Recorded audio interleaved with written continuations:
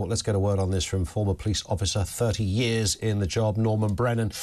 Good afternoon to you. I mean, this is up there with as about as disturbing a story I think any of us could ever wish to have seen and watched unfold. It is absolutely horrific. So no surprise that this woman received a whole life order. Norman, good afternoon to you. Yeah, good afternoon, Ian. You highlighted an exceptionally dreadful set of murders with Myra Hindley and Ian Brady. Well, I was the spokesperson and supporter for Leslie Ann Downey's parents for many years. And let me tell you, the devastation is as bad as you can imagine. It's every person, every parent's nightmare, and believe you me, it is. Now, I disagree with Chris Dorr, a matey of mine that was on just before me.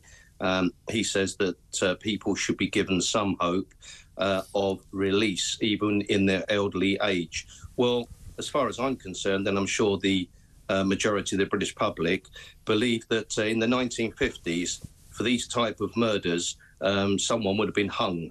They would have been executed. But we were then promised that the execution in certain murders, obviously not every murderer would have been executed, but in certain absolutely heinous murders where it was children, multiple murders, well planned, intended and carried out, would have been hung. Well, we were promised then that the sentence would then be commuted to life imprisonment. Well, the average life imprisonment nowadays is about 14 years. And I think in this particular case, and those that have been given the true whole life tariff, there must never be any hope of them ever being released because of the leniency of their crimes. And I think in the case of, am I right in saying, I think Hindley and Brady only just missed the death sentence because of a change in the law back in the 60s? Absolutely.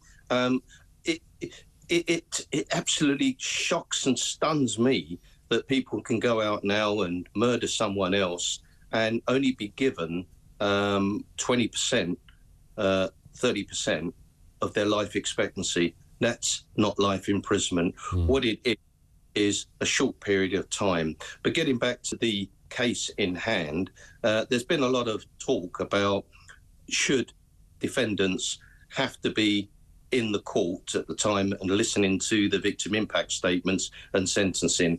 I absolutely agree with that. However, there has to be a caveat on this.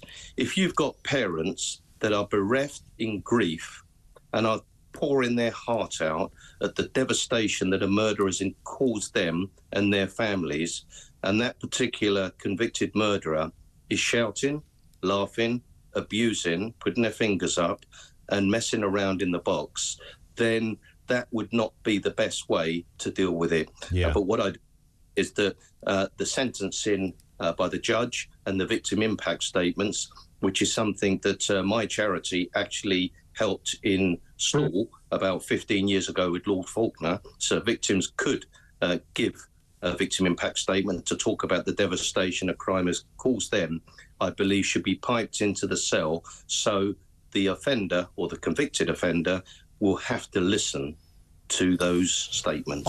It's funny you say that, Norman, because I had precisely that idea earlier. We knew that this Letby was never going to show up in the dock, but was in the building, in the cells below.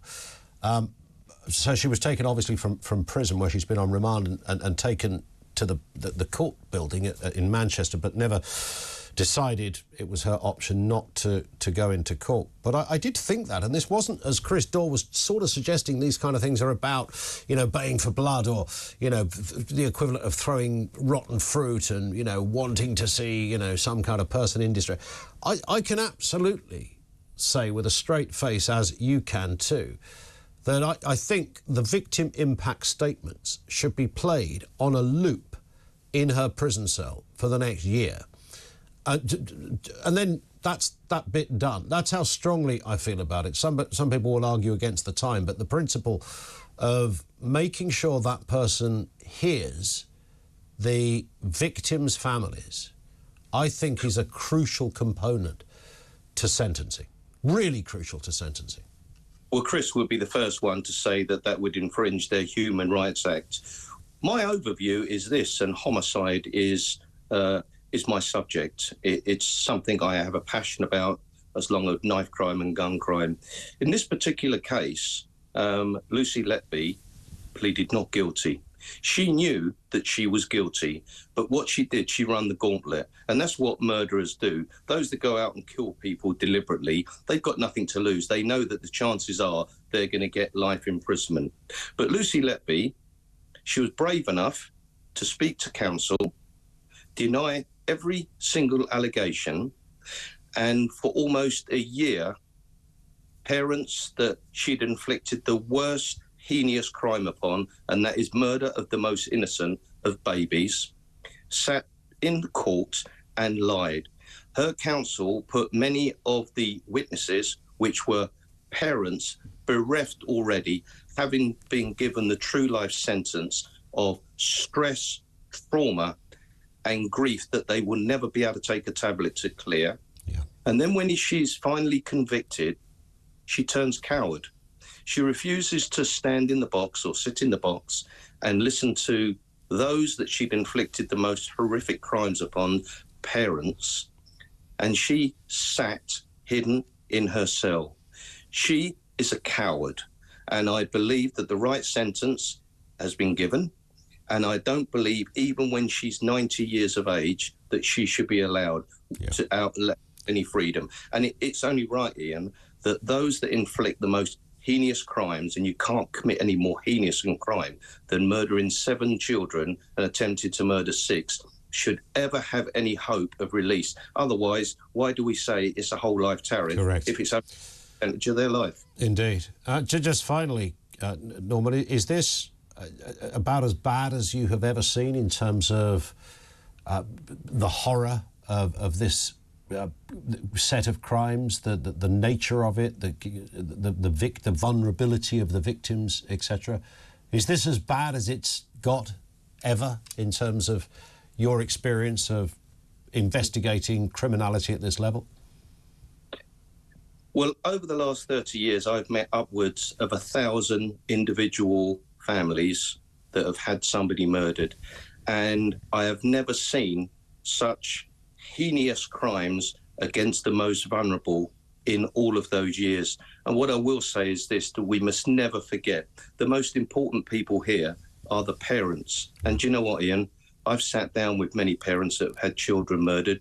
I've even stayed at their houses sometimes. They're lost.